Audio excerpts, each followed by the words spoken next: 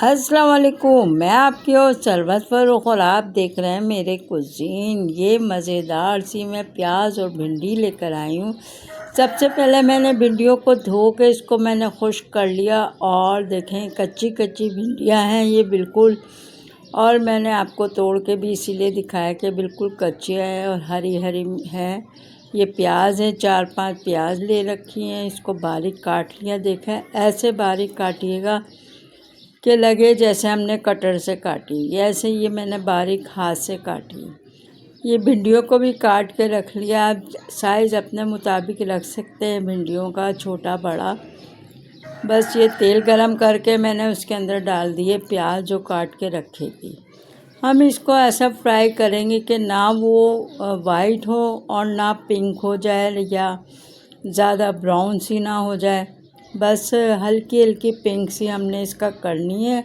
इसका पानी खुश्क हो जाए, बस इसमें ज़ीरा डाल देंगे। 1 चाय का चमचा भर के ज़ीरा डालेंगे और इसको इसके अंदर बस अब भिंडियाँ डाल देंगे जो हमने काट के रखी हुई है। वो भिंडियाँ इसके अंदर जाएंगी, नमक जाएगा, हस्बे जायका नमक इसके अंदर जाएगा और हरी मिर्चें जो हमने काटी हैं वो इसके अंदर जाएंगी।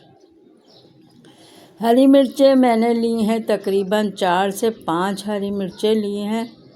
बस वो इसके अंदर जाएंगी या अपने जिस मुताबिक आप खाते हैं जितनी तेज़ मिर्चें वो आप ले सकते हैं।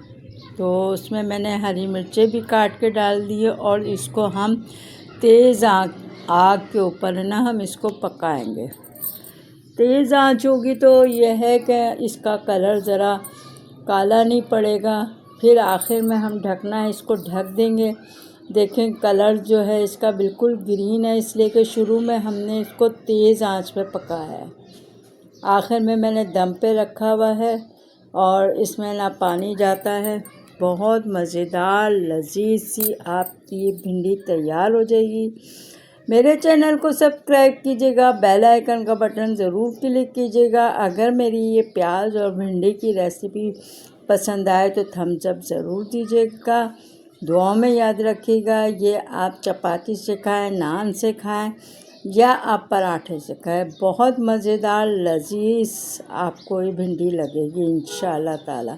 ट्राई कीजिएगा, दुआओं में याद रखिएगा। अल्लाह हाफिज़।